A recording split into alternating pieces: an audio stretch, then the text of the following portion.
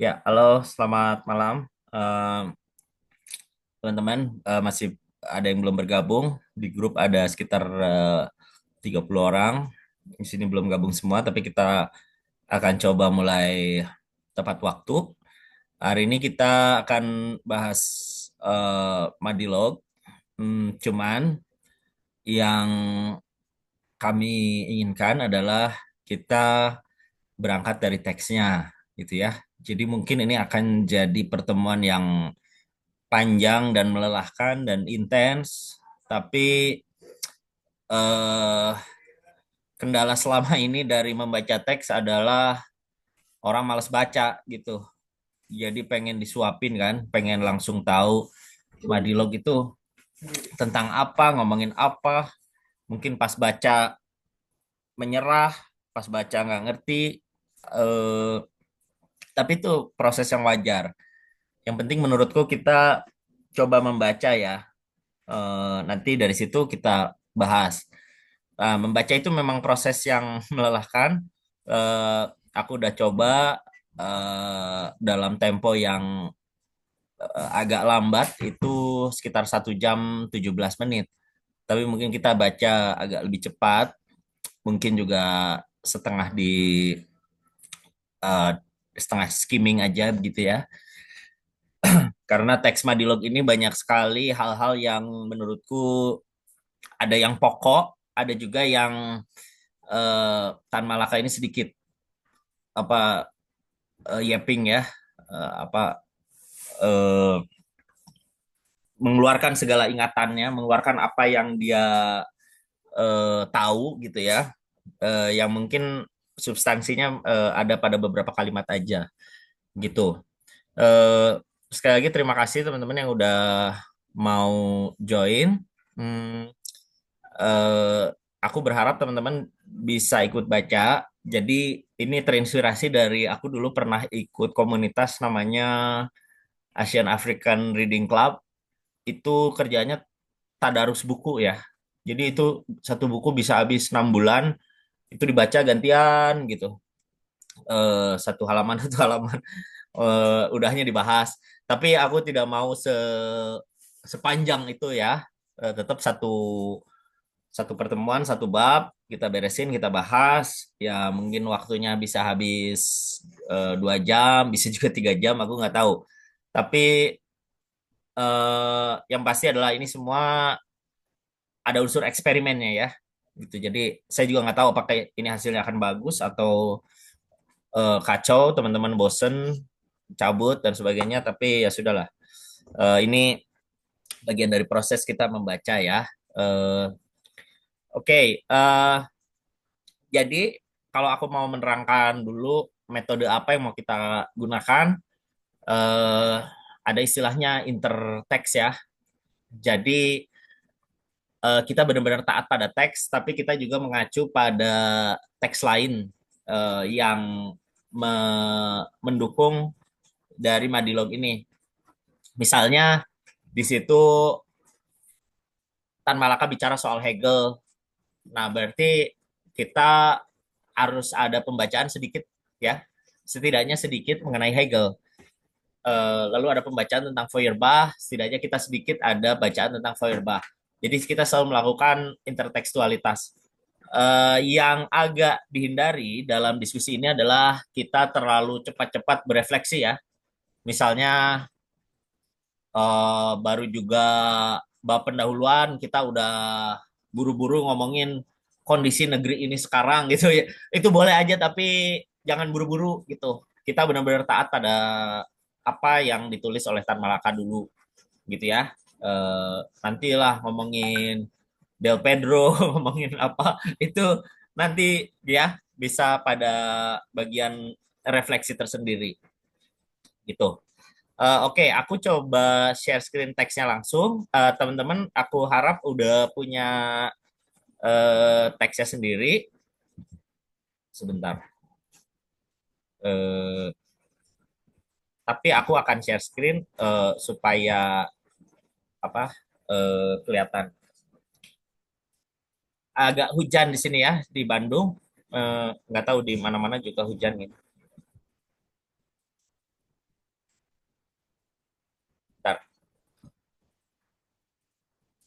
Share. Ya ini semua hadir ya. Biar aku nggak tegang ini. Aku agak tegang sejujurnya. Kenapa ya? Padahal ini kan biasa aja. Orang teh suka pengen disuapin gitu loh. Kalau diskusi teh kayak eh nggak baca tapi pengen tahu gitu. Gak apa-apa sih. Tapi aku sekarang pengen yang taat pada teks ya. Jadi nggak apa-apa teman-teman enak juga lah. Bodo amat lah. Oke.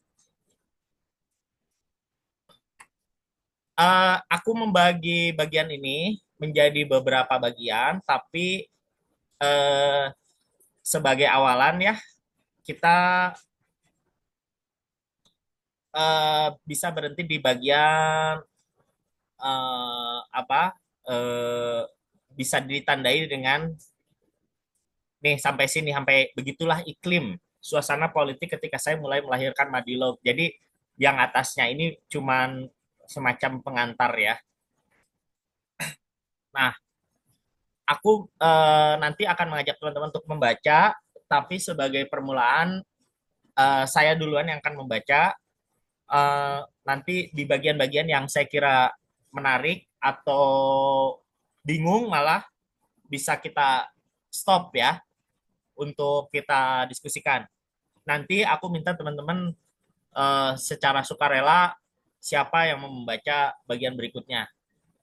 Ini kita coba dulu aja ya. Kalau ternyata waduh baca gini sampai jam 2 pagi ya udah kita ganti metode. Misalnya cuman baca bagian tertentu aja. Oke, sebelumnya ada yang mau komentar dulu nggak? Langsung aja buka mic atau resen, silakan.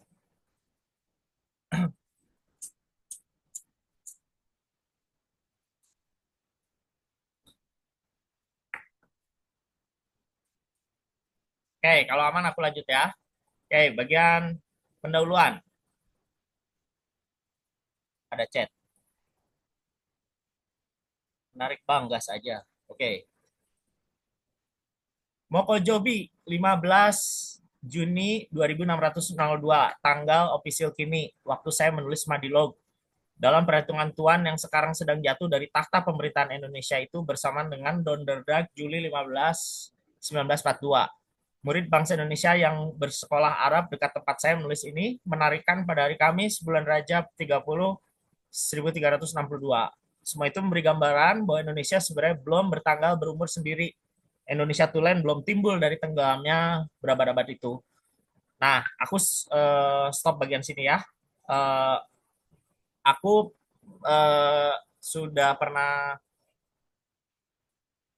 mengulas ini di blogku. Jadi ini menunjukkan bahwa Indonesia itu belum lahir, belum punya penanggalan sendiri dengan membandingkan dengan sejumlah penanggalan lain dari peradaban-peradaban yang dianggap sudah lebih mapan, gitu ya. Jadi ada kalender Gregorian, ada kalender Islam. Pokok Jobi itu apa ya, kalender apa ya? Tapi kira-kira bangsa-bangsa lain tuh sudah punya kemandirian dalam dalam eh, penanggalan ya tarikh gitu ya, tetapi Indonesia belum ada karena dianggap belum merdeka gitu ya. 11 Juli 1942 petang saya sampai di Jakarta. Saya meninggalkan Teluk Betong pada 7 Juli, rupanya sama dengan tanggal Insinyur Soekarno meninggalkan Palembang. Tetapi ada perbedaan. Kapal yang saya tumpangi cuma perahu layar tak lebih dari 4 ton, tua dan bocor walaupun namanya merdu bunyinya Sri Renyet. Perahu layar ini sama sekali menjadi permainan angin saja. Kalau angin dari belakang, majulah dia. Kalau dari muka, berlabuhlah dia. Walaupun dekat karang, kalau dia tak mau dibalikan kembali atau ditenggelamkan. Nah, aku stop sini. Ini salah satu kebiasaan Tan Malaka ya. Jadi dia ada cerita-cerita yang menarik, tapi mungkin secara gagasan itu nggak terlalu krusial. Jadi dia cuma cerita aja gitu loh. Jadi perahu layarnya sama sekali menjadi permainan angin saja. Kalau angin dari belakang majulah dia, kalau dari muka berlabuhlah dia. Nah, yang gini-gini kan sebenarnya bukan inti dari Madilog ya, tapi eh, tapi pengen cerita aja gitu. Yapping aja, yapping gitu. Kapal Insinyur Soekarno kabarnya ditarik oleh kapal motor Jepang. Sebab itu walaupun sama waktu berjalan dan saya 2 kali lebih dekat dari Insinyur Soekarno ke tempat yang tuju, saya 2 kali selama dia di jalan baru sampai. Ada lagi perbedaan. Ya walaupun ini cerita tentang bagaimana perbedaan nasib kapal ya, tapi bagi saya ini nggak terlalu signifikan. Ada lagi perbedaan, walaupun pembuangan saya 2 kali pula selama pembuangan Insinyur Soekarno yang 10 tahun itu, dan saya sebetulnya bukan dikembalikan dengan resmi, melainkan kembali sendiri, saya belum boleh bekerja dengan terbuka. Sedangkan Insinyur Soekarno sudah diberi izin buat membuat propaganda.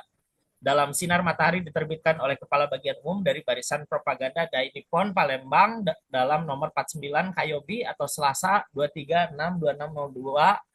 Dalam artikel di barisan depan, Tuan Soekarno menganjurkan pada rakyat Indonesia bekerja bersama-sama sekuat-kuat tenaga dengan Dai Nippon. Sebab hanya dengan bekerja bersama-sama dengan Nippon, kita akan dapat mencapai cita-cita kita Indonesia Raya dalam lingkungan Asia Raya. Senin 13 Juli, jangan takut sama angka 13. Ini lucu ya. Tan Malaka kelihatan ada punya rasa humor gitu. Ketika dia menulis Senin 13 Juli, dia tambahkan catatan jangan takut sama angka 13. Ini lucu. Insinyur Soekarno berjabatan tangan dengan Dr. Andes Muhammad Hatta, pemimpin nasional Indonesia yang setingkat tingginya dengan Insinyur Soekarno, sama-sama cerdik pandai, terpelajar, berani, tahan, dan rela menderita kesukaran hidup, yakni sampai Jepang masuk. Eh, ya, ini dia tuh pengen nunjukin kalau apa Soekarno dan Hatta bekerja sama, tapi juga nanti dia ada semacam komentar bahwa Soekarno dan Hatta ini agak punya sikap kompromistis ya terhadap uh, kol kolon, apa kolonial, bangsa kolonial. Di samping gambar tertulis Insinyur Soekarno dan Dr. Andes Muhammad Hatta berjabatan tangan sebagai pengakuan bekerja bersama-sama guna masyarakat. Dengan hampa tangan saya cari tulisan kedua pemimpin tadi yang bersangkutan dengan persoalan bagaimana tata negara Asia Raya, bagaimana kedudukan Indonesia Raya dalam Asia Raya cetakan militer Jepang itu, bagaimana tata negara Indonesia merdeka sendiri, 4, 5 ad infinitum ya, atau tak terhingga. Yakni tidak berhenti seterusnya. Kesimpulan, kedua pemimpin nasionalis sudah mulai menjalankan cita-citanya ialah di bawah ujung pedang samurai. Gitu ya, jadi kira-kira ada sikap kompromi gitu ya, atau bahkan sikap diatur gitu ya oleh Jepang dengan istilah ujung pedang samurai.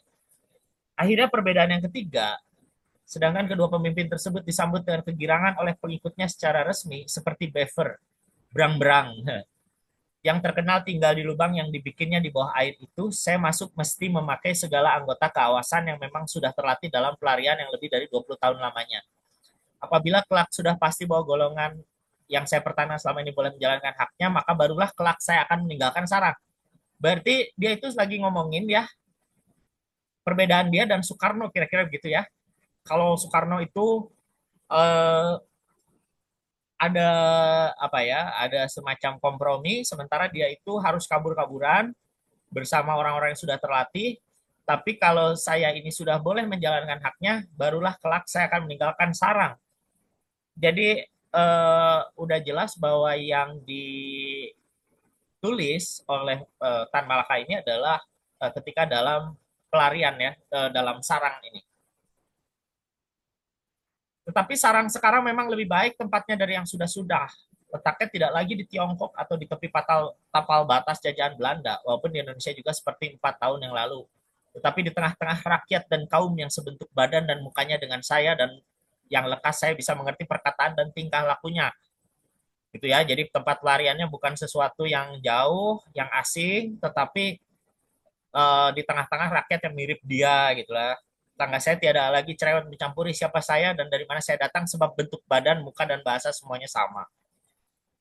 Dari sini saya bisa mempelajari sikap dan perbuatan tentara Jepang serta sikap dan perbuatan pemimpin Indonesia Raya dalam lingkungan Asia Raya. Tetapi saya tiada boleh mengharapkan lebih dari mempelajarinya saja. Saya kenal rakyat jelata Jepang di masa damai. Mereka tahu membedakan yang buruk dengan yang baik tentang hal yang datang dari barat. Mereka bersifat berani dan berlaku ramah tamah terhadap bangsa lain. Tetapi tentara Jepang yang sekarang mengawasi musuh dengan pedang terhunus dan sering hilang kesabaran terhadap kaum pekerja bangsa Indonesia. tiadalah satu organisasi yang patut diajak berembuk tentang politik yang berdasarkan keproletaran. Bentar ya, tiadalah satu organisasi yang patut diajak berembuk tentang politik yang berdasarkan keproletaran. Berarti Jepang itu uh, apa kelihatan agak mewaspadai ya kaum pekerja bangsa Indonesia gitu, dan tidak ada organisasi yang dianggap Jepang patut diajak berembuk tentang politik kalau organisasi tersebut berdasarkan keproletaran ya. Nah, ini kita udah mulai agak bermain interteks ya. Eh, Ketika Tan Malaka menyebut proletar, berarti teman-teman juga harus tahu dari mana istilah proletar itu dan apa basisnya. Proletar di sini tentu mengacu pada gagasan Marx tentang perbedaan borjuis dan proletar. Proletar itu kelas pekerja ya, kelas yang tidak memiliki modal, tetapi dia mengolah modal menjadi menjadi bagian dari produksi, dan dia diupah, kira-kira gitu ya. Kita semua proletar ya, termasuk direktur eksekutif juga proletar karena dia digaji dan dia juga turut memproduksi gitu loh. Ketua Kota Jakarta, Haji Dahlan Abdullah ini duduk sebangku dengan saya ketika belajar di Indonesia dan sering sekamar tidur dan makan di Indonesia dan Eropa. Dr. Andes Muhammad Hatta bukan asing buat saya. Saya belum bertemu muka dengan Insinyur Soekarno, tetapi perkataan simpati terhadap saya dulu banyak saya baca. Berarti Tan Malaka sudah pernah ketemu Bung Hatta, kira-kira begitu ya kalau dari omongan ini. Tapi belum pernah ketemu Soekarno. Tetapi dia sudah pernah dengar bahwa Soekarno itu bersimpati pada Tan Malaka. Ketiganya mereka ada di sini dekat, dan kalau saya menemui mereka saya bisa ambil kembali uang saya yang dulu tersimpan dalam bank Belanda, Javasche Bank. Sebelum pergi ke luar negeri, saya bisa longgarkan kehidupan saya, dijumpai keluarga saya yang masih hidup dan cari kuburan ibu dan bapak yang keduanya meninggal di waktu saya bertualang. Tetapi tentu susah, mungkin mustahil buat saya melalui pagar besi Dai Nippon berkeliling rumah mereka. Seandainya bisa, tentulah sarang saya tak aman lagi. Nah, yang gini-gini ya, soal ambil kembali uang saya, yang gini-gini kan bukan pokok pikiran ya. Tapi eh, dibilang nggak penting juga enggak sih, untuk menunjukkan betapa betapa dia itu tidak mudah ya melakukan semua ini dalam dalam pelarian. Nah, oke, sampai situ saya cut dulu untuk masuk pada fase berikutnya, karena fase berikutnya itu ini jadi penanda ya, ketika dia mengatakan begitulah iklim suasana politik ketika saya mulai melahirkan Madilog di atas kertas. Ya, dia lagi, kalau skripsi mah itu teh latar belakang masalah gitu loh. Jadi udah sampai situ baru dia ngomong ya gitu, gitulah suasananya ya.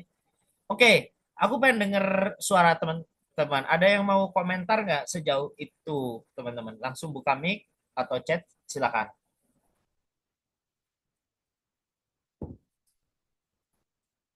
Capek oke anjir. Yuk,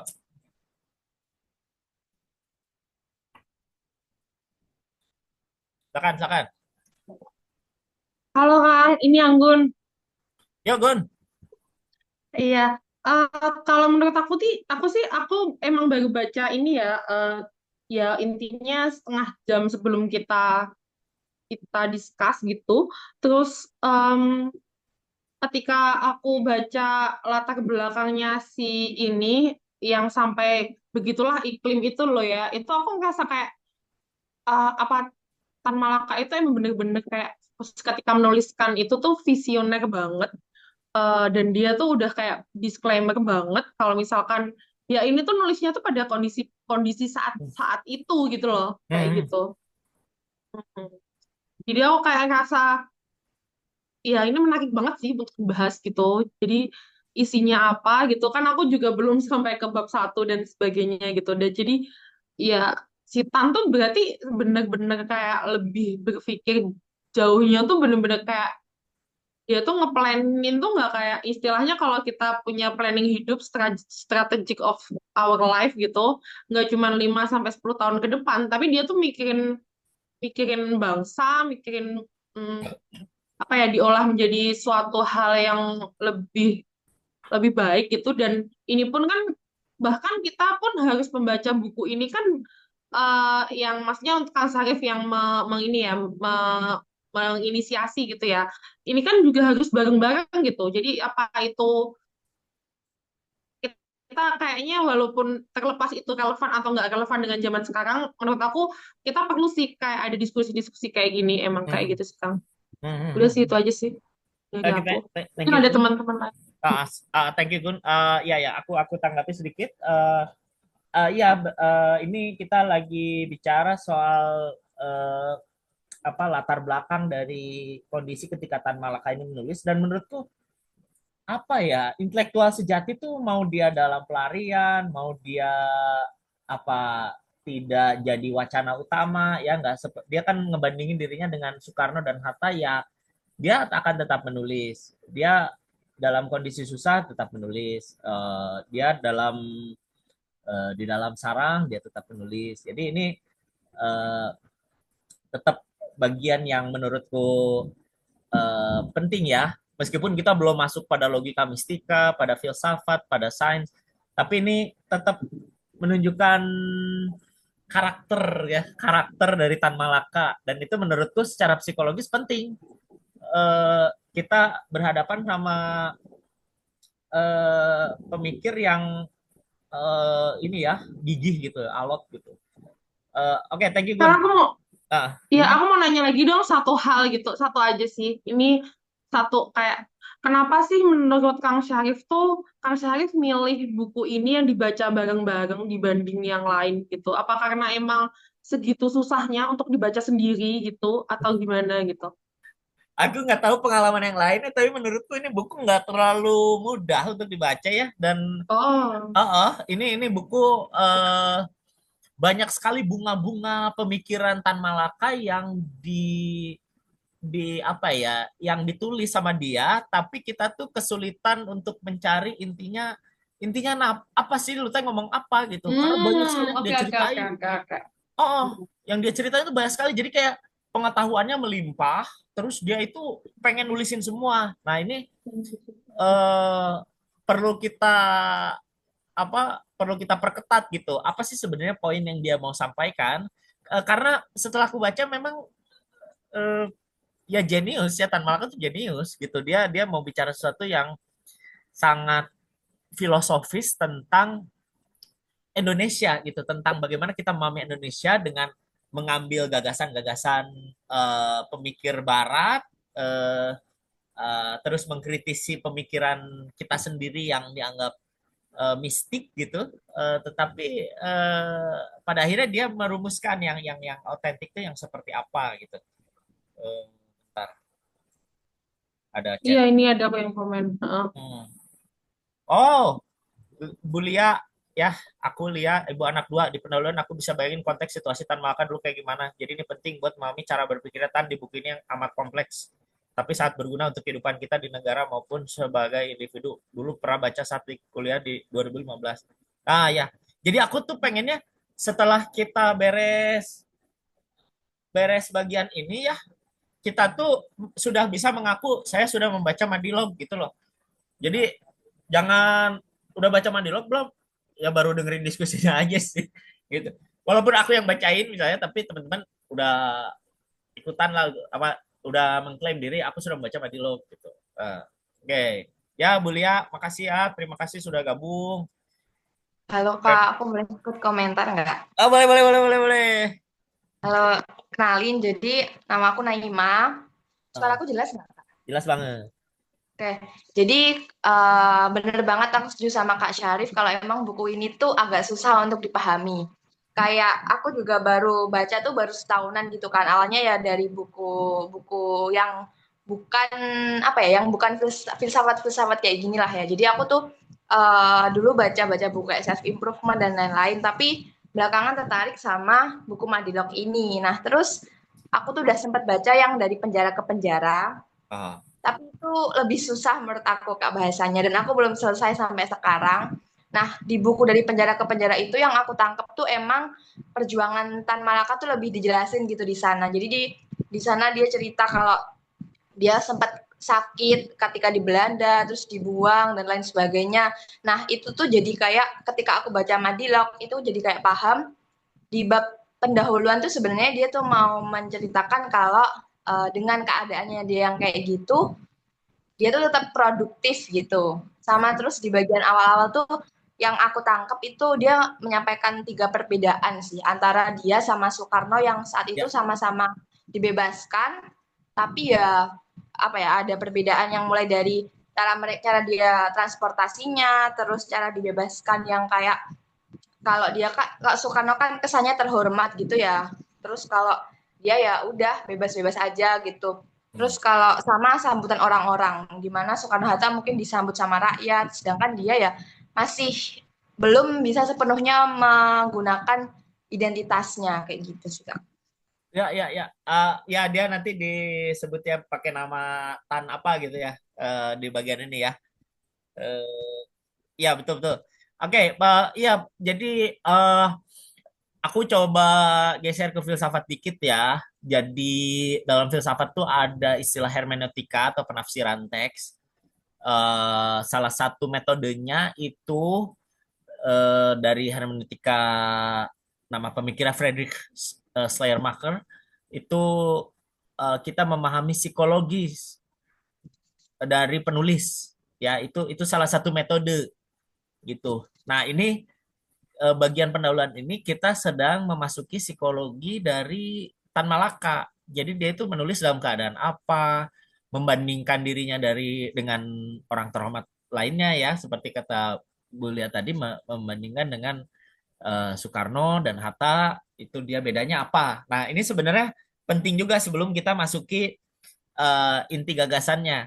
Eh, tapi terima kasih ya. Ini aku jadi agak, bukan agak sih, jadi semangat ini ada yang komen-komen gini. Cia.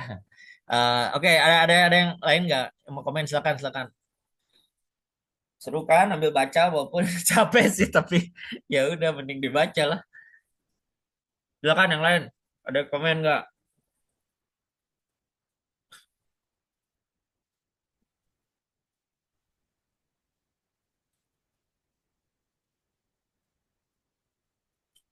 Oke, kalau belum ada, eh aku tanya, ada yang mau gantian baca?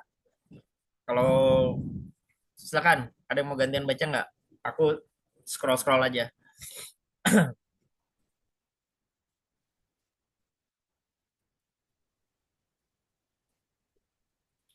Mau Kang, Oke, Ji, silakan. bagian mana? Dari begitulah iklim.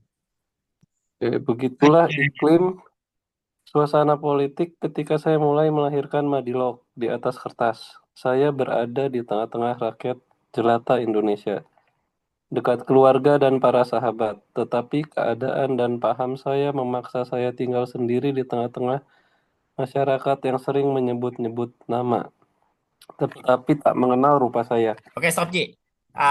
Ini eh, di- dijelaskan ya sama dia. Saya berada di tengah-tengah rakyat jelata Indonesia, dekat keluarga dan para sahabat, tetapi keadaan dan paham saya. Jadi apa paham dia itu? Ya, ya yang akan kita pelajari ini. Paham saya mungkin komunis, mungkin materialis, tapi bukan materialis matre ya, tapi materialis dalam filsafat. eh, Memaksa saya tinggal sendiri di tengah-tengah masyarakat yang sering menyebut-nyebut nama, jadi mungkin namanya termasyur ya, terkenal, tapi nggak tahu yang mana orangnya gitu. Tan Malaka yang mana gitu. Terkenal tapi nggak nggak tahu orangnya. Mungkin kayak kayak kalau kita dengar cerita-cerita teroris gitu ya, kan suka tinggal di tengah-tengah warga gitu ya, tapi itu nggak tahu yang mana gitu ya. Suka di tengah apa, ikut sholat, ikut apa, tapi orang teh nggak tahu gitu lah. Itu ya. Oke, silakan lanjut, Ci. Terbitlah. Terbitlah mulanya pertanyaan dalam diri saya, buku manakah yang pertama mesti ditulis yang paling cocok dengan keadaan diri dan luar diri saya. Ada 3 buku yang sudah bertahun-tahun saya kandung dalam pikiran, tetapi belum bisa dilahirkan. 1. Undang kaum proletar berpikir, yang sekarang saya namai Madilog. 2. Federasi Aslia ialah potongan dari Asia Australia, yakni federasi dari segala negara pada jembatan antara Asia dan Australia dengan kepalanya di Asia dan Australia. 3. Beberapa pengalaman saya yang boleh menjadi pengetahuan dan nasihat buat mereka yang suka menerima. Dalam keadaan biasa, ketiganya boleh dicetak pada satu waktu, yaitu berdikit-dikit karena memang isinya sudah dikandung, cuma belum diatur sebab waktu dan tempat selamanya ini tak mengizinkan buat melahirkan. Dalam menghasilkan buah pikiran, kita juga berjumpa dengan soal-soal seperti yang dijumpai kalau orang menghasilkan barang dagangan. Orang tidak saja mesti memikirkan perkara belanja, ongkos buat menghasilkan, tetapi juga perkara permintaan orang ramai, demand. Ongkos boleh saya cari. Di Tiongkok saya mempunyai pencaharian sendiri. Ketika kapal terbang Jepang sampai di Amoy penghabisan bulan Agustus 1937, saya mesti tinggalkan School of Foreign Language yang saya dirikan sendiri, yang pesat majunya itu. Saya mesti pindah ke selatan, terutama sebab semua murid saya lari dan penduduk Amoy cerai-berai. Oke, stop. Jadi, ini menarik ya. Bagaimana seorang penulis juga seperti berdagang gitu ya. Siapa yang mau beli eh, pikiran dia gitu? Ongkos itu eh, produksi buah pikirannya ya. Entah itu ongkos cetak, ongkos nulis, tapi perkara permintaan orang ramai gitu. Siapa yang mau baca? eh ini menarik. Jadi dia dia punya banyak sekali hal yang mau dituliskan itu 3 poin itu, tapi oke lah ongkos gue bisa cari deh. Bukan dia punya, bukan artinya dia punya, tapi saya bisa cari. Bukan dia mengakui banyak duit apa, tapi aku bisa usahakan. Tapi perkara permintaan orang ramai di manage siapa yang membaca. Lalu dia cerita saya mempunyai pencarian sendiri ketika kapal terbang Jepang sampai ya. Nah ini biasa mulai agak semi curhat ya. Eh, kita bisa sepakati bahwa curhat-curhat ini mungkin tidak menunjukkan pokok pikiran, tapi penting untuk memahami psikologi dari Tan Malaka ya. Gitu. Oke lanjut di Singapura. Di Singapura dalam masyarakat Tionghoa dengan nama dan paspor Tionghoa, sudah tentu di luar pengetahuan Inggris yang asyik mencium jejak saya beruntung bisa memanjat dari sekolah rendah sampai kepala sekolah menengah tinggi yang tertinggi di Asia Selatan, yaitu Nanyang Chinese Normal School. Di sini saya menyamar sebagai Tan Ho Seng, jadi guru bahasa Inggris. Sampai sekolahnya ditutup ketika Jepang masuk. Jadi kalau perkara ongkos saja saya dapat mencetak buku-buku yang perlu. Pendapatan uang saya sebagai guru Inggris siang dan malam lebih dari cukup buat diri sendiri. Tetapi perkara pembagian ada lain hal. Ini rapat bergantung pada kekuatan di luar diri saya. Walaupun dari tahun 1925 sampai 1935 otak saya seolah-olah lumpuh karena kesehatan sangat terganggu.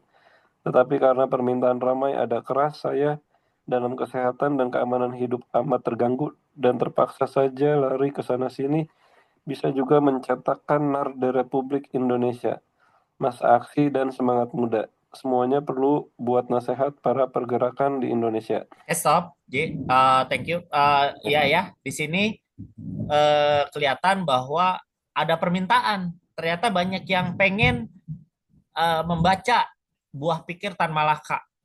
Di sini dia tulis bisa juga mencetakkan NAR di Republik Indonesia Masa Aksi dan Semangat Muda, semuanya perlu buat nasihat para pergerakan di Indonesia. Jadi dia uang ada, permintaan ada, ya. Eh, ini kondisi yang sebenarnya cukup ideal bagi seorang penulis. Jadi dulu bapakku suka nasihatin gini, menulis apa bikin buku itu mudah, yang susah menjualnya gitu ya. Bikin buku mah gampang, mau sekarang tulis pakai chat GPT atau apa jadi buku. Tapi siapa mau beli? Nah, Tan Malaka mengatakan saya ongkos buat bikin ada dari penghasilan saya dan ada permintaan orang untuk eh, membaca tulisan saya. Nah, itu kan berarti kondisi yang ideal ya bagi penulis dan ini penting buat kita memahami psikologi Tan Malaka. Oke, lanjut Sukarnya. Sukarnya perhubungan dan jauh tempat saya, maka sedikit sekali buku-buku itu sampai di tangan yang mempertanggungjawabkan di Indonesia. Barangkali 99% dari semua buku itu tersebut masih cerai-berai atau lapuk di luar Indonesia. Tetapi di mana sampai hasilnya ada juga menyenangkan. Demikianlah sesudah saya sendiri ditangkap di Hong Kong pada penghabisan tahun 1932 inilah yang ketiga kali. Dan semua teman perjuangan ditangkap di Singapura dan didigulkan. Maka perhubungan saya dengan sahabat dan teman seperjuangan di semua tempat sama sekali terputus. Beberapa kali saya coba mengadakan perhubungan dengan rakyat Indonesia dari Singapura, tetapi semuanya itu gagal. Di Singapura dari tahun 1907 sampai 1902 saya saksikan dan sedihi bagaimana besarnya kesukaran yang dihadapi oleh rakyat dan proletar dalam hal mendirikan susunan politik. Terlebih-lebih pula dalam hal mengatur susunan tersembunyi. Jauh terbelakangnya Indonesia dalam hal mengatur susunan tersembunyi dari Tiongkok, umpamanya. Saya percaya permintaan kepada buku-buku ada cukup keras serta nafsu dan keberanian buat mencari atau membagikan buku-buku terlarang cukup besar, tetapi rakyat Indonesia belum lagi sanggup mengatasi tamparan reaksi Belanda. Percumalah kalau buku itu dicetak, walaupun semua alat pencetak dan ongkos bisa didapat. Berhubung dengan itu, terpaksa saya mengundurkan maksud saya bertahun-tahun sampai sekarang. Oke, lanjut dulu. Bentar Ji, bentar Hmm. aku lihat dulu. Masih baik. Oh, dikit lagi. Ya, sok. 5 paragraf lagi Ji. Go. Ini banyak proletar mesin dan tanah baca buku pertanian Indonesia dan tanah di Indonesia dan kekuatannya yang tersembunyi memang sudah cukup kuat buat berebut kekuasaan dari imperialisme Belanda. Tetapi didikannya masih sangat tipis dan tidak cocok dengan keperluan dan kewajiban kelasnya di hari depan. Mereka kekurangan pandangan dunia, kekurangan filsafat. Mereka masih tebal diselimuti ilmu buat akhirat dan tahyul campur aduk. Mereka tidak sadar akan kekuasaan kelasnya, belum insaf sendiri, bahwa tak dengan pertolongan proletar mesin, semuanya percobaan buat berebut dan membentuk Indonesia merdeka adalah perbuatan sia-sia belaka. 20 tahun saya 20 tahun dulu saya sudah yakin akan kekuatan kaum proletar yang tersembunyi itu. Kini tidak kurang malah lebih yakin dari itu. Filsafat kaum proletar sudah ada yaitu di Barat, tetapi dengan menyalin semua buku dialektis materialisme dan menyorongkan buku-buku itu pada proletar Indonesia, kita tidak akan dapat hasil yang menyenangkan.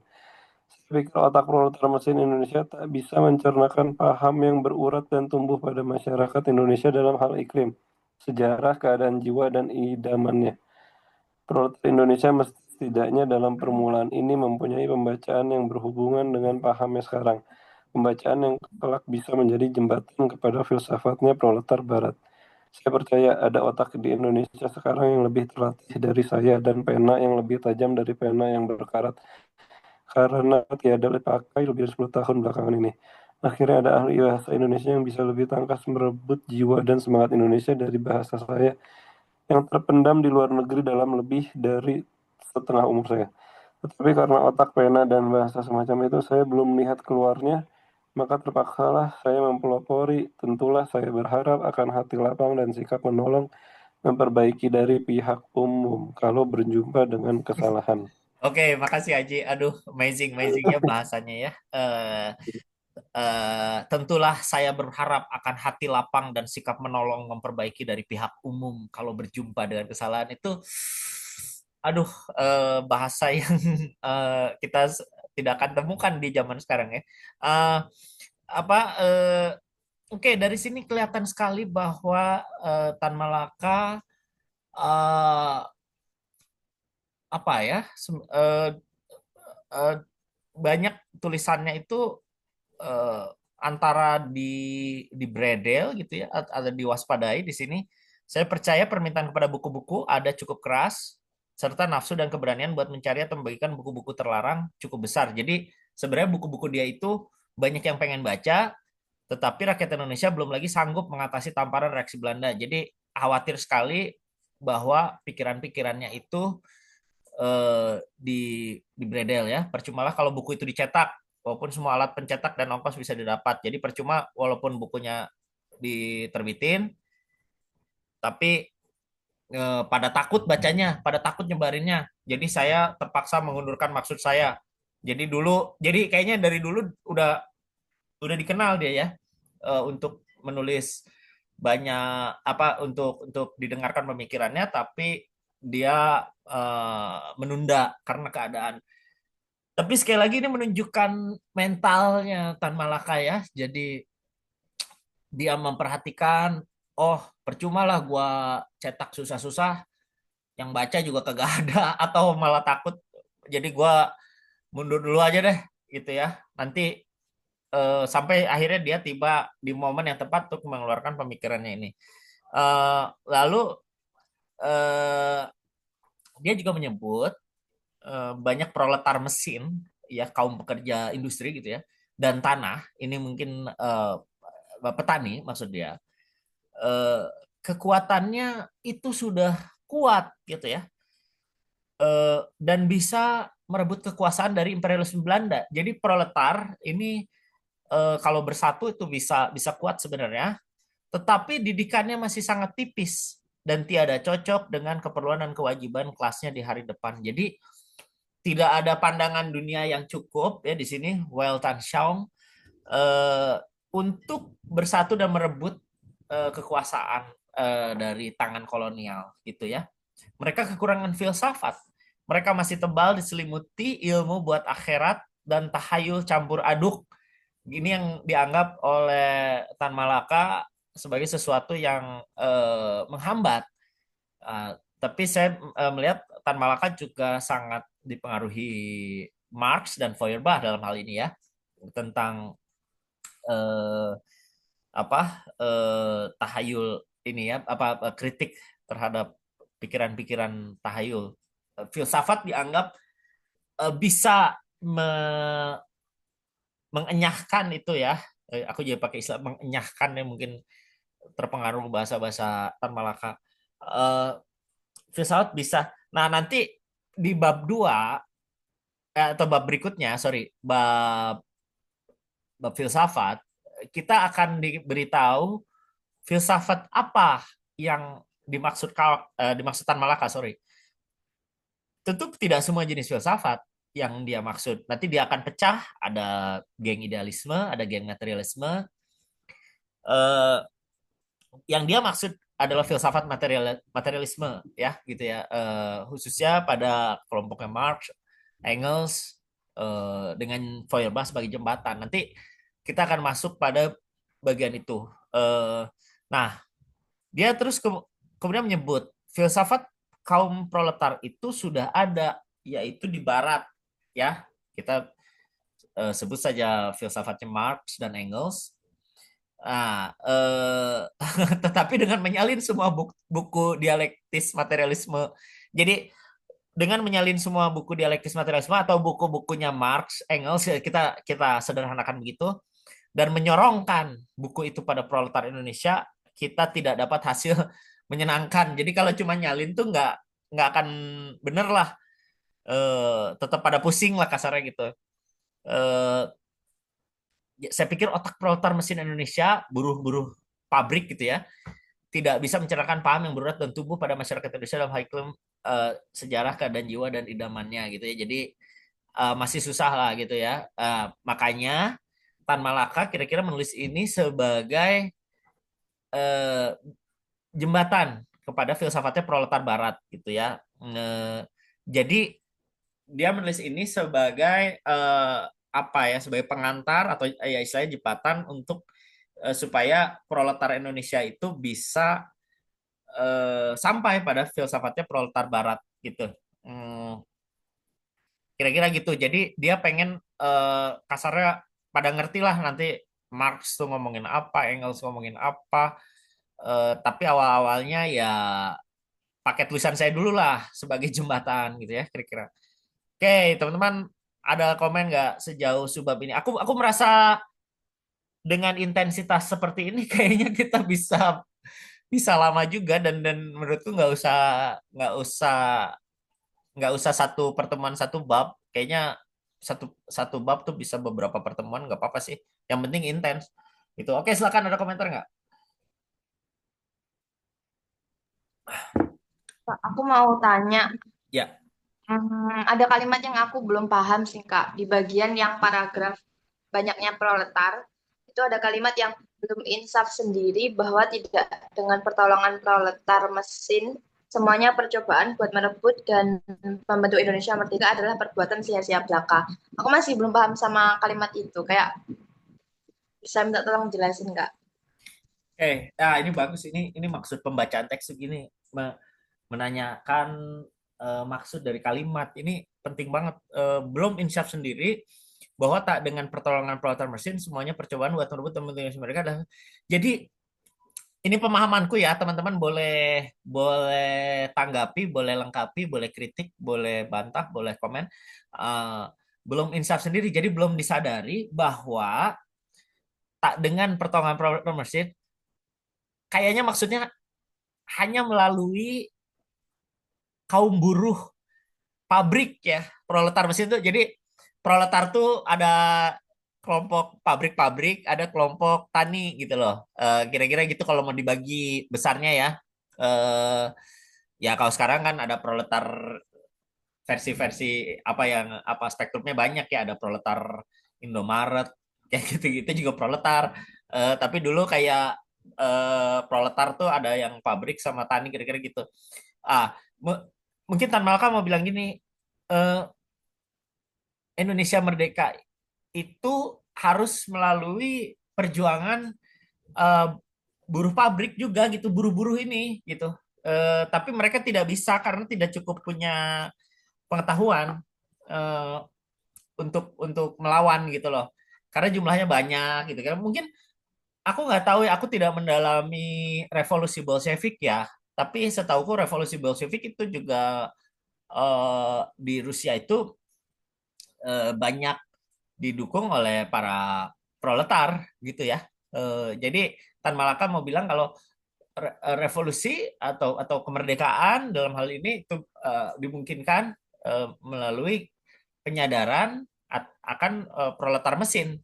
Eh, Kira-kira begitu ya. Kalau kalau nggak gitu merdekanya percuma lah, kira-kira gitu lah. Eh,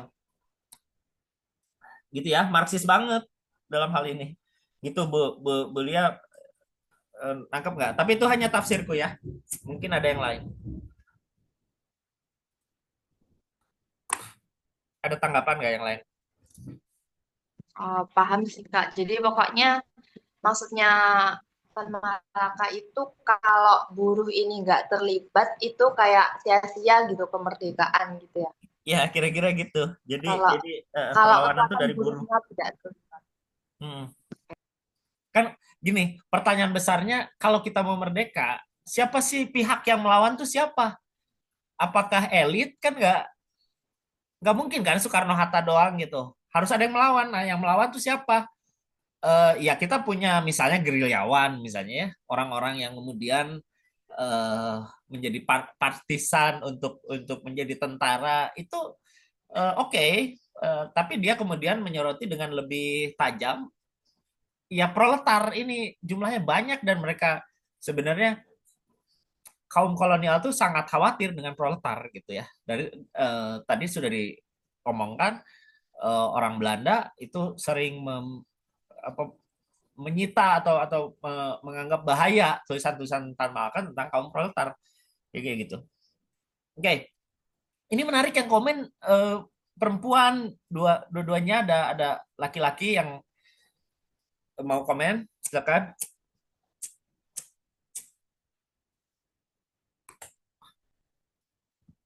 Banyak. Aku Bang, ya siapa nih? Aji, Ji gimana? di yang awal si Wakajobi tanggal itu menurut Tan Malaka berarti Indonesia teh kudu punya harus punya penanggalan sendiri ya? dan Oh, tang dan Indonesia katanya kan belum belum timbul dari tenggelamnya. hmm. Ya, berarti Indonesia itu punya tanggalan sendiri atau gimana? Kalau tafsirku eh, semacam begitu, cuman dia mau membuka tulisannya dengan menunjukkan bahwa kita teh bangsa teh belum ini gitu, belum merdeka, belum belum mandiri gitu loh. Apa penanggalan sendiri tuh maksudku lebih ke ya kita tuh belum punya identitas gitu, lebih ke belum punya identitas, masih ikut-ikutan Arab gitu.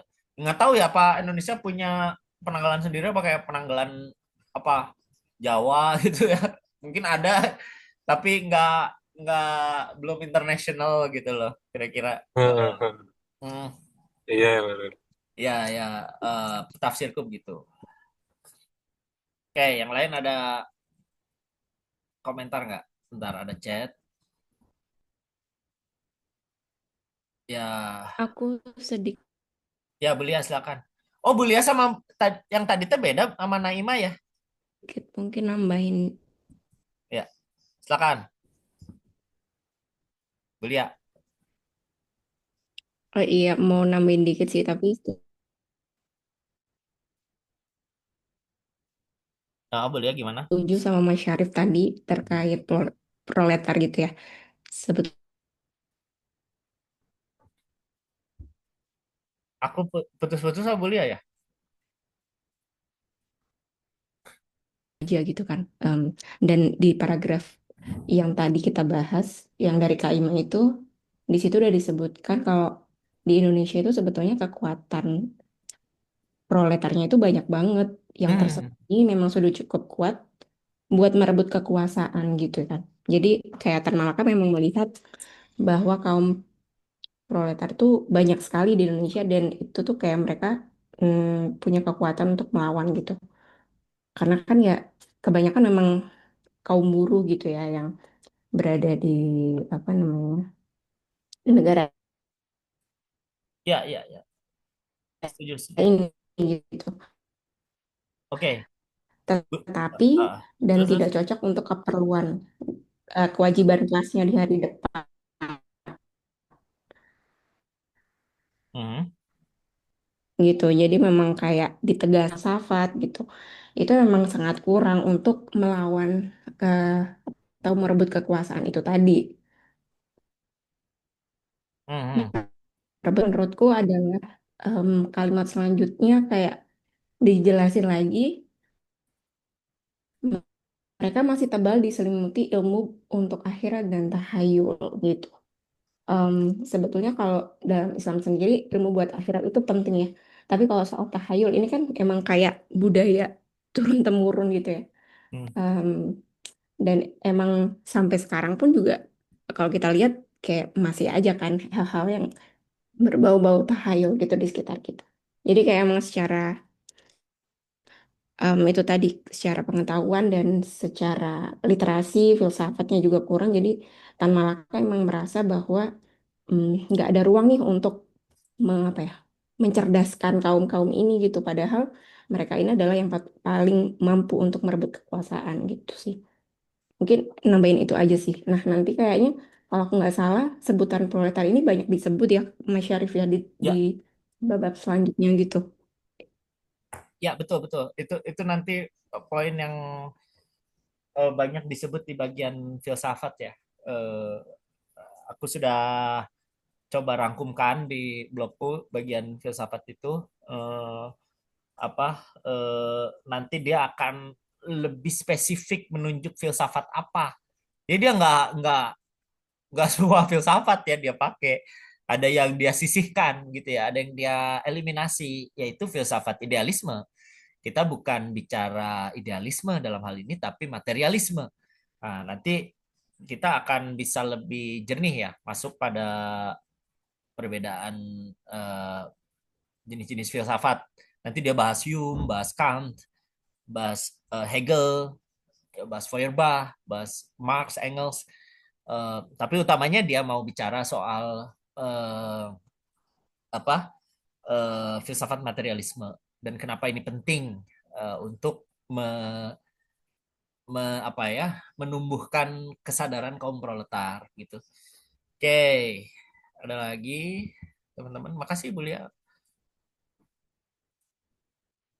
Kaum proletar saat ini juga masih kekurangan literasi sehingga memiliki keterbatasan atau dibatasi ruang berpikirnya. Eh eh, apa ya? Marx kan pernah bilang gini ya, kaum buruh sedunia bersatulah. Itu kalimat yang menurutku menarik ya, karena kalau kaum buruh itu bersatu sebenarnya bisa jadi ada perubahan serius. Tapi kenapa tidak bersatu? Pertanyaannya adalah karena eh, apa eh, kesadarannya tidak tumbuh begitu loh ya. Ngapain bersatu gitu ya? Kemudian orang memikirkan masing-masing. Kalau ditanya kerja, bukan mikirin nasib bersama, tapi nasib sendiri gitu loh. Gaji di sini berapa? Gaji pindah ke sana gaji berapa? Jadi buruh kaitannya sama hal-hal seperti itu daripada eh, kemungkinan-kemungkinan perbaikan nasib yang bisa dihasilkan secara kolektif gitu ya. Eh, ini udah mulai agak ngobrolin ngalor ngidul tapi nggak apa-apa ya. Aku juga mulai eh, nemu ritmenya. Aku pernah ini apa eh, ada pada rapat kayak mungkin semacam petinggi-petinggi pabrik lah, pabrik tas ya waktu itu. Eh, waktu itu mereka ngobrolin soal eh, cara mengupah buruh tasnya. Jadi kata dia buruh mah ya bukan buruh ya istilahnya, tapi ya tukang jahit tas itu ya tinggal dibayar gelondongan aja gitu. Apa misalnya 4 juta sebulan. Nah, mereka tuh udah seneng daripada daripada kita bayar mereka per satuan tas katanya. Jadi misalnya kita ada order 1.000 tas yang harusnya buruh itu mungkin dibayar 20 juta, jangan kita bayar mereka flat aja 4 juta 4 juta sebulan walaupun apa orderannya banyak, orderannya dikit, pokoknya mereka dibayar segitu terus saja. Nah, cara berpikir seperti itu kan nunjukin buruh itu diposisikan selalu kayak nerima aja gitu. Posisi dia eh, dikasih duit segitu ya oke-oke aja gitu loh. Eh, padahal kan kalau dalam sejarahnya ya Marx kan bilang ya sebenarnya buruh itu mengelola modal. Jadi yang nggak bisa apa-apa tuh justru si borjuis itu. Dia punya tempat, punya uang, punya alat produksi, tapi dia nggak tahu gimana cara muterinnya. Makanya dipekerjakanlah buruh untuk membantu memproduksi. Sebenarnya posisinya setara. Nah, tetapi dalam hal ini kemudian kenapa ya kita tuh jadi kayak kerja sama bos, bosnya itu kita hormati dan sebagainya. Nah, ini eh, menunjukkan literasi itu sangat lemah gitu soal ini gitu kayak kayak posisi buruh aja pada nggak tahu ya masing-masing orang gitu. Posisi proletar aja dia nggak tahu bahwa dia tuh sebenarnya punya kekuatan gitu. Kalau buruh mogok semua itu ya tidak ada produksi gitu ya, tidak ada produksi, tidak ada barang kok apa misalnya komoditas ya, komoditas yang dihasilkan gitu. Mau gimana? Nah ini eh, apa Tan Malaka tuh seolah mau bilang orang harus sadar sampai sampai tahap ini gitu. Karena kalau sudah sadar maka bisa terjadi perlawanan yang signifikan gitu. Ya. Ya, hidupnya hanya untuk bekerja, tidak dilatih untuk mempertanyakan sistem benar. Paragraf pertama berarti kita anggap sebagai metafora untuk menggambarkan Indonesia yang belum memiliki identitas atau mungkin kita bisa menganggapnya bukan sebagai metafora. Kemudian kita bisa cari apa urgensi dari memiliki penanggalan tersendiri dalam sebuah negara ya. Ya kalau aku sih nganggapnya zaman itu mah emang zaman pencarian identitas ya gitu. Kalau sekarang kita mempertanyakan apa itu nasionalisme, apa arti merdeka, ya karena kita udah lintas batas negara sekarang persoalannya gitu. Tapi kalau dulu zaman nasionalisme ya orang perlu merumuskan ekonomi kita seperti apa, politik kita seperti apa, gitu ya, kebudayaan kita seperti apa. Jadi lagi zamannya aja gitu. Sekarang ya pasti nggak penting lah buat apa mikirin kita punya penanggalan sendiri apa. Menurutku nggak penting-penting amat sekarang. Tapi pada zaman itu eh, kayaknya identitas tuh perlu. Masa kita pakai penanggalan Jepang? Mungkin orang-orang pada zaman itu ada ya yang pakai penanggalan Jepang misalnya atau penanggalan Arab gitu. Misalnya kita ketemuan yuk 12 Rabiul Awal gitu misalnya kayak mungkin ada yang kayak gitu. Ya, oke. Oke, teman-teman, aku ngerasa itu cukup intens tadi kita ya, menarik ya. Eh, apa? Tapi kelihatannya kita bisa bagi bab pendahuluan ini menjadi beberapa pertemuan. Gimana? Kita eh, cukupkan dulu. Jadi per pertemuan sejam aja, tapi benar-benar baca gitu loh. Oke, gergaji mesin silakan. Kang, dengar nggak sih suara saya? Siapa sih ini? Orang. Ya, ya, ya. Oh. Gimana, gimana? Ini kan apa namanya? Sebenarnya kan kalau misalkan si Tan Malaka nolak apa namanya? Apa sih? Iya nolak lah, nolak idealisme gitu kan. Dan dia eh, mengedepankan materialisme, berarti kan ada semacam anggapan bahwasanya idealisme ini kan berangkat dari sesuatu, bukan berangkat ya, tapi mewadahi yang gaib-gaib gitu kan. Nah sebenarnya nih, idealisme ini apa sih? Apa coraknya tuh, coraknya, corak pemikirannya tuh apa aja gitu loh. Oke. Agak melompat itu nggak apa-apa. Dia Eh, tuh, Oke, kalau mungkin mungkin untuk perluasannya gini kali ya. Halo, masih kedengeran? ya ya sok. Ya, mungkin bisa untuk untuk perluasannya gini kali ya. Eh, Idealisme itu kayak apa sih? Apa yang ingin digagas oleh eh, sebuah filsafat bernama idealisme ini? Hmm. Maksudnya apa Jadinya apa kita apa yang dimaksud jadinya idealismenya yang ditentang oleh Tan Malaka gitu ya? ah, iya. Dan apakah ada corak-corak lain dari idealisme gitu kan? Oke, oke oke. Aku jawab coba ya. Thank you. Idealisme yang dia maksud itu adalah filsafat yang berangkat bukan dari kondisi material, tetapi lebih pada kondisi ideal apa yang dibayangkan secara ide begitu ya. Eh, nah, Tan Malaka tuh tidak mau seperti itu. Dia tuh beberapa kali mengutip Hegel. Hegel itu dianggap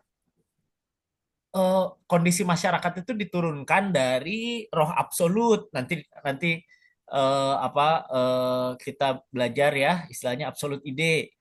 Nah, jadi dia nggak pengen kalau pakai divisualisasikan mah jangan sampai kondisi masyarakat itu dari atas ke bawah gitu.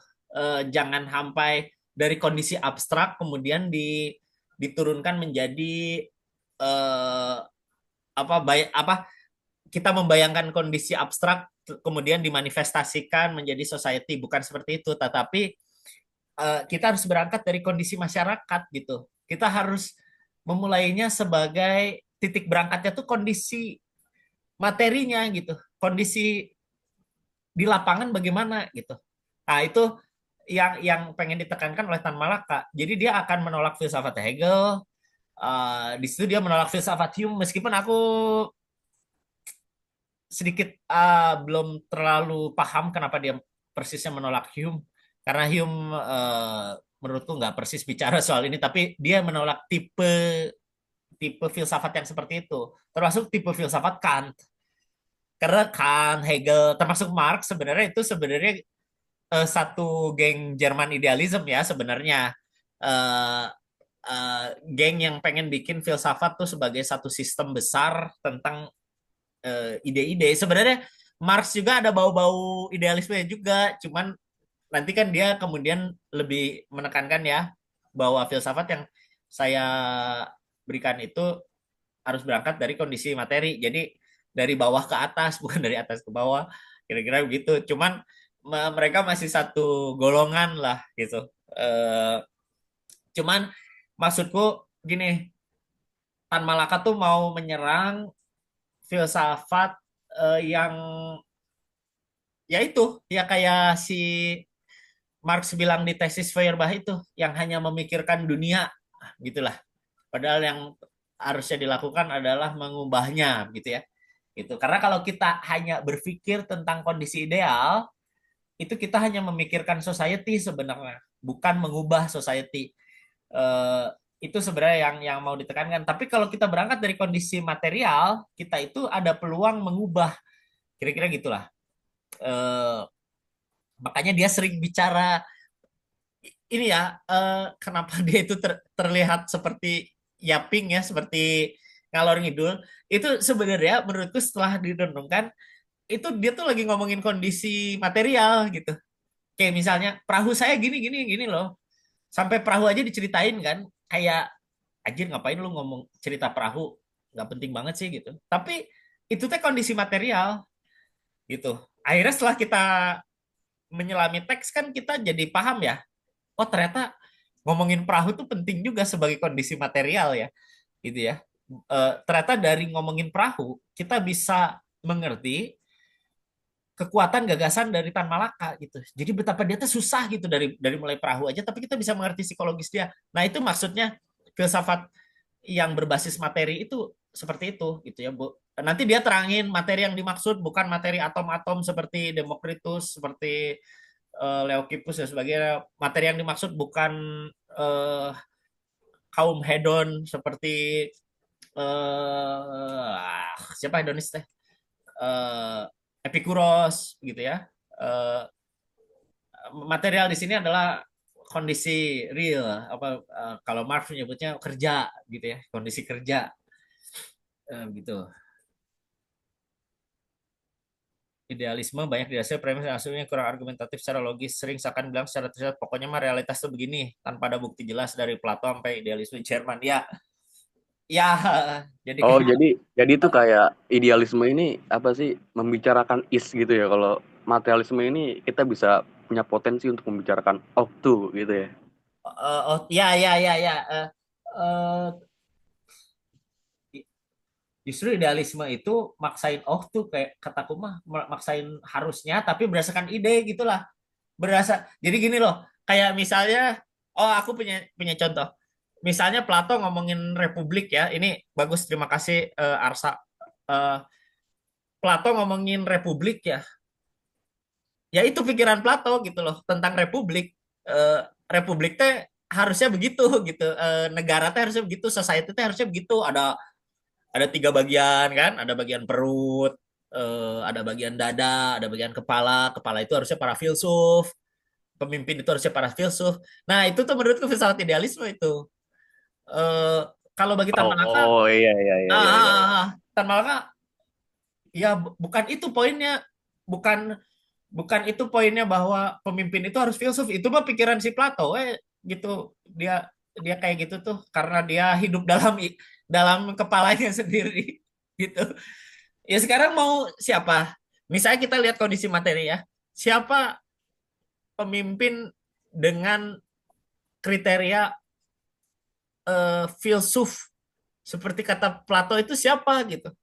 Eh, Ayatullah Khomeini atau siapa gitu kan susah. Karena Plato tuh nggak tidak berangkat dari kondisi materi gitu. Dia kayak ngawang-ngawang terus ngebayangin aja gitu.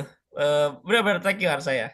Itu poin yang Ya, berarti materialisme ini mau membicarakan apa yang seharusnya tapi dengan level yang lebih spesifik gitu gitu kan. ya berangkatnya dari kondisi materi. Bahkan menurutku ya logika mistika itu juga sebenarnya bagian dari fenomena material bangsa Indonesia sebenarnya.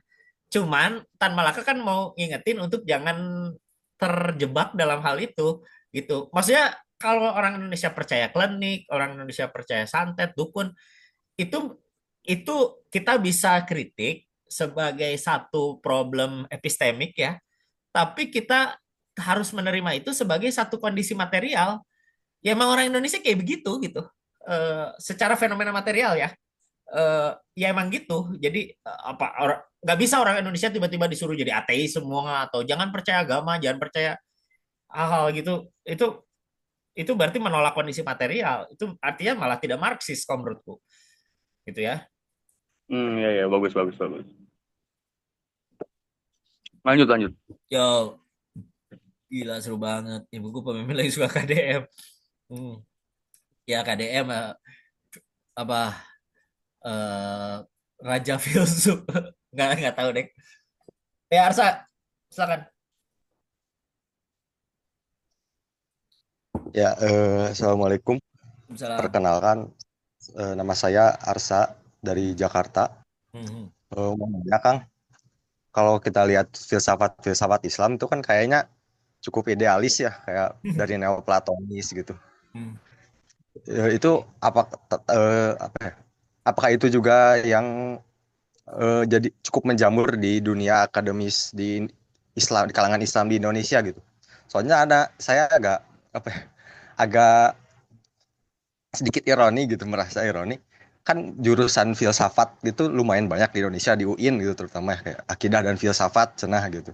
Eh, tapi kenapa dengan jurusan yang sebanyak itu kayak pemikiran kritis dan ilmiah tuh kayak tetap kurang di Indonesia gitu, kayak Hmm. banyak logika mistika gitu, apakah justru karena memang filsafatnya didogmakan gitu, dan Hmm. filsafatnya tuh kayak filsafat idealisme yang lama itu tadi gitu, yang dari Neoplatonisme gitu, yang apa bicarakan yang rada ngawang-ngawang gitu. Hmm. Kalau materialisme kan lebih agak ilmiah gitu, Hmm. jadi dasar ilmiah gitu. Nah, pertanyaan saya itu sih agak tentang realitas sekarang gitu. Itu Hmm. aja sih kan. Thank you Arsa. Aku nggak terlalu terlibat ya dalam politik eh, pemikiran Islam hari ini.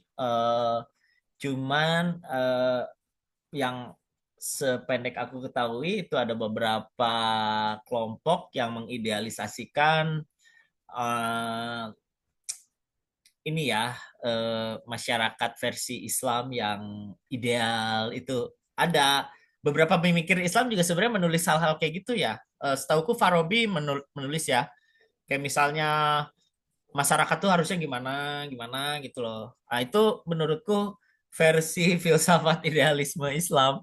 Eh, eh, Memang aroma neoplatonik cukup kuat ya dalam apa pemikir Islam abad pertengahan.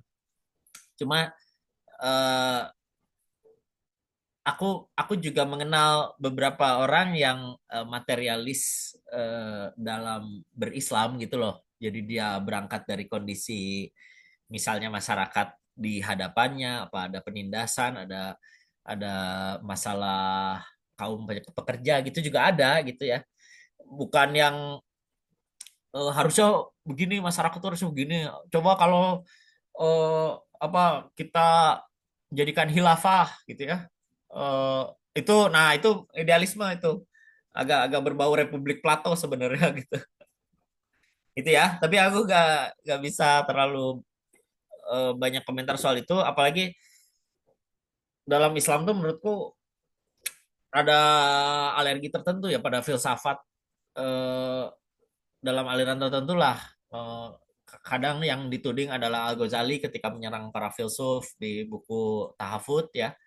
Itu juga kadang dituding demikian. Itu apa banyaklah perdebatan soal itu gitu. Kayak seolah-olah Islam itu sudah cukup lengkap sehingga tidak membutuhkan filsafat terutama filsafat barat gitu loh.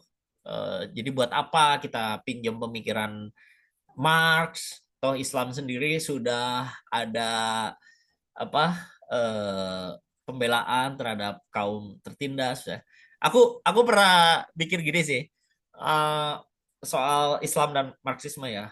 Eh, Kan dalam Islam diajarkan dalam harta kita tuh ada hak orang lain ya. Jadi kita harus bersedekah, harus berzakat dan sebagainya. Nah dalam Marxisme hak orang lain itu sebenarnya hak pekerja ya. Jadi dalam gelas yang aku pakai ini ada gelas apa tangan pekerja yang membuat gelas itu eh, jadi dan sampai ke tanganku. Itu salah satu sintesis yang bisa kita renungkan dari apa dari keislaman dan Marxisme. Tapi aku pikir eh, mungkin ada pertimbangan itu ya, bahwa dunia pemikiran Islam dianggap sudah holistik gitu ya, sehingga kita tidak membutuhkan pemikiran-pemikiran luar apalagi Barat gitu yang ateistik, kadang ateistik, ya Marx kan materialisme sehingga kemudian menjadi ateistik dalam dalam versi tertentu gitu loh. Itu saya mungkin kurang jelas tapi nggak apa-apa. Oke, teman-teman, aku pikir kita cukupkan dulu sejam lebih ini. Minggu depan kita bahas bab perpustakaan. Jadi pendahuluan ini mungkin bisa sampai 4 pertemuan sendiri. Tapi aku pengen teman-teman ketika beres pertemuan ini semua jadi hafiz. Hafiz ya, hafiz ya Madilog. Jadi sudah tamat Madilog. Bacanya tamat, diskusinya mudah-mudahan bermutu gitu ya. Oke, kita nggak apa-apa ya? Gimana? Apa ada yang masih haus secara intelektual? Mita? Enggak sih tadi soalnya tempatku tuh mati listrik, tapi cuma sebentar. Tadi aku ketinggalan apa ya? Wah, banyak sekali. Nggak ada Aduh, yang... enggak aku cuma kayak 3 menit gitu yang matinya. 3 menit. Nggak, tadi bahas filsafat Islam. Tapi ini direkam Oh kok, ya. nanti aku upload YouTube ya. Oh, oke oke oke. Hmm. Tapi nggak apa-apa, saya gini aja waktunya ya. Nggak usah panjang-panjang lah, Iya, ngapain. iya, Banyak iya benar urusan. benar benar. Kita jumpa lagi kapan? Apa diumumin di grup kah? Diumumkan di grup ya, mudah-mudahan minggu depan dulu. Nah, habis itu kalau misalnya kalian dahaga intelektualnya terlalu eh, apa kurang ya Ambis udah, ya? nanti kita Ambis. seminggu 2 kali gitulah. Tapi kita coba dulu. Jadi berarti minggu depan bab perpustakaan teman-teman baca dan nanti kita baca bareng. Bener, kalau baca tuh harus berbasis teksnya ya teman-teman. Jadi jangan langsung gimana nih kaitan Tan Malaka dengan Indonesia hari ini? Ya nggak apa-apa sih, tapi baca dulu gitu loh. Ya, jadi nggak apa-apa. Metode ini ternyata menurutku oke. Terima kasih tadi Aji udah ikut baca. Nanti minggu depan teman-teman lain mudah-mudahan ikut Oke. baca. Aku nggak ada masalahin soal quantity ya. Biasanya kayak taraweh awalnya segini, nanti lama-lama tambah dikit itu nggak apa-apa. Teman-teman bisa belajar lagi lewat YouTube. Eh, Kalau teman-teman mau menganggap kelas ini bagus, mau ajak orang lain, silakan dengan senang hati. Kita fokus belajar Madilog aja gitu ya. Kalimat per kalimat tadi bagus, ada kalimat ini maksudnya apa ya? Nah, harusnya gitu baca teks tuh. Kalau aku lagi nulis teks filsafat tuh, aduh kalimat tuh bener-bener kayak ini apa ya artinya? Kalau aku nggak ngerti-ngerti banget, nggak aku tulis biasanya gitu. Kalau kalau lagi nulis teks filsafatnya, misalnya aku bingung nih kalimat ini apa, eh, yang nggak aku masukkan dalam tulisanku biasanya gitu. Nah, sekarang kita mumpung banyakan kolektif, ini kalimatnya maksudnya apa? Nah, kita bisa bahas sama-sama. Gitu. Oke, teman-teman, gitu ya. Terima kasih semua. Sampai ketemu minggu depan, hari Minggu jam 7 bahas Madilog, bab pendahuluan subbab perpustakaan. Bye-bye.